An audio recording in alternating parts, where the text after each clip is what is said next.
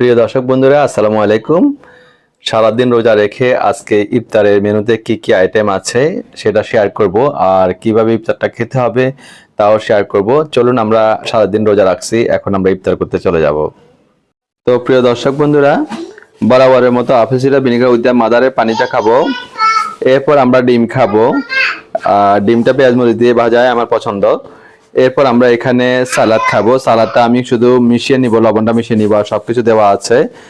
তো আমরা সালাদটা আগে তৈরি করে নিই। তারপর প্রথমে আমরা হিমালয়ান পিঙ্ক সল্ট দিয়ে দিব একটু। এরপর আমরা এখানে কালো গোলমরিচের গুঁড়ি ক্রাশ করে দিব।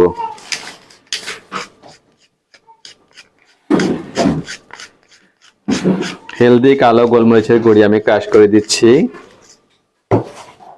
এরপর আমরা সালাদটাকে মিশিয়ে নিব।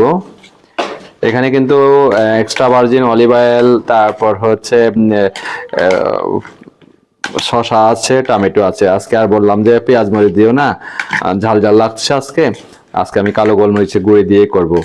আর কালো গোলমরিচের গুঁড়ি ক্রাশ করে দিয়ে খাইলে কিন্তু এটা হেলদি, খুবই হেলদি। লবণটা হয়েছে কিনা একটু চেখে দেখবো। বিসমিল্লাহির রহমানির রহিম।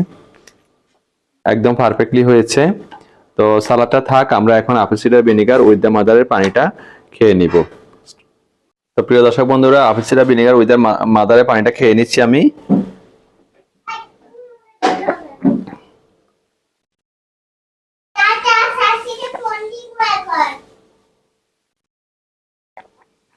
তো আমরা এবার স্ট্রিট স্ট্রিট করে টেনে টেনে দাঁতের দুই পাশ দিয়ে স্ট্রিট স্ট্রিট করে টেনে টেনে আমরা খাবো।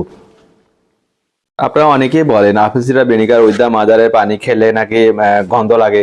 আপনারা যদি একটু আদার রস, একটু লেবু রস মিশান, আর একটু কুসুম গরম পানি মিশান, গন্ধ কিন্তু আর লাগবে না।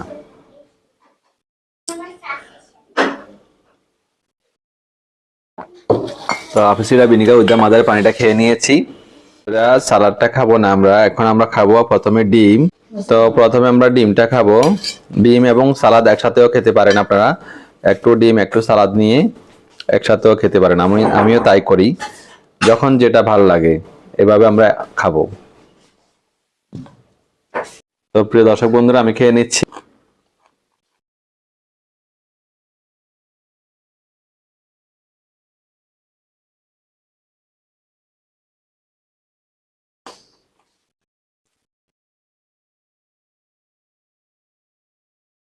চা আমরা চিবিয়ে চিবিয়ে পাউডার করে করে খাবো, সবসময় আমি বলি আপনাদের, এতে হজমে সহায়তা হবে।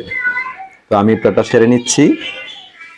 তো প্রিয় দর্শক বন্ধুরা, ইফতারটা সেরে নামাজ পড়েছি। নামাজ পড়ে এখন আমি ডিনারটা সেরে নিব, কেননা ডিনারটা আমরা আগেই সেরে নিই। তো ডিনারের মেনুতে কি কি থাকছে প্রথমে আগে সার্ভ করব, তারপর আমরা খেয়ে নিব। তো প্রিয় দর্শক বন্ধুরা, রাতের মেনুতে সার্ভ করছি। এখানে মূলাকে কুচি কুচি করে কেটে পাকানো হয়েছে। তো এখন মূলার সিজন প্রায় শেষের দিকে, শীত শেষের দিকে। তো এভাবে পাকালে কিন্তু মূলাটা খারাপ হয় না, মজাই হয়। এখানে রয়েছে সটে ভেজিটেবল, ফুলকপি রয়েছে, ক্যাপসিকাম রয়েছে, গাজর রয়েছে। তো মাছের আইটেম এটা হচ্ছে আজকে বোয়াল মাছ বুনা করা হয়েছে। 2 পিস মাছ নিয়ে নিলাম, আজকে কোনো মাংস নেই। তো এখানে আমি বাদামটা নিয়ে নিব, কেননা বাদামটা খাবো আমি। 1 মুষ্টি পরিমাণ নিয়েছি। তো আজকের ডিনারের মেনুতে এই থাকবে। কেমন লাগছে আমাদের ডিনারের মেনু, ইফতার আর ডায়েটের ব্লগগুলো, অবশ্যই কমেন্ট সেকশনে কমেন্টস করে জানাবেন। সবাই ভালো থাকবেন, সুস্থ থাকবেন। আল্লাহ হাফেজ। প্রিয় দর্শক বন্ধুরা, এখন রাতের ডিনারটা সেরে আমরা এখন কফি খাবো।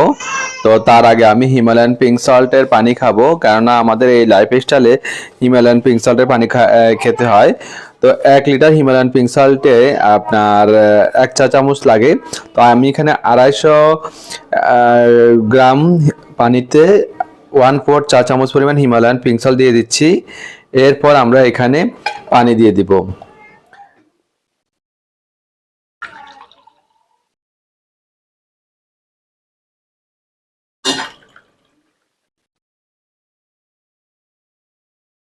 পানিটা দিয়ে আমরা এখন গুলিয়ে নিব, আর মিশিয়ে নিলে তৈরি হয়ে যাবে আমাদের হিমালয়ান পিঙ্ক সল্টের পানি।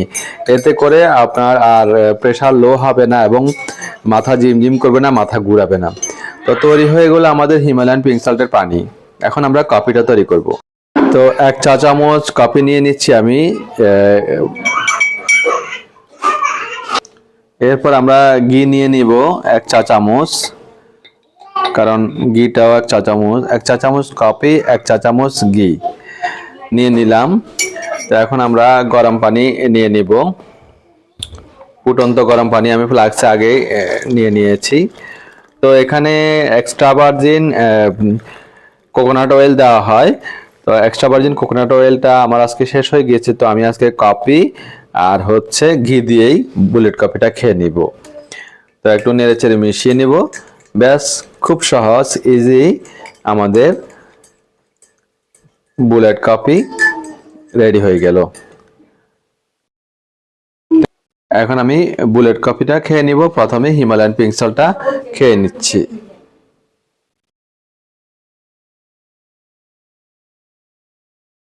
তো প্রিয় দর্শক বন্ধুরা, সবাই ভালো থাকবেন, সুস্থ থাকবেন। আল্লাহ হাফেজ।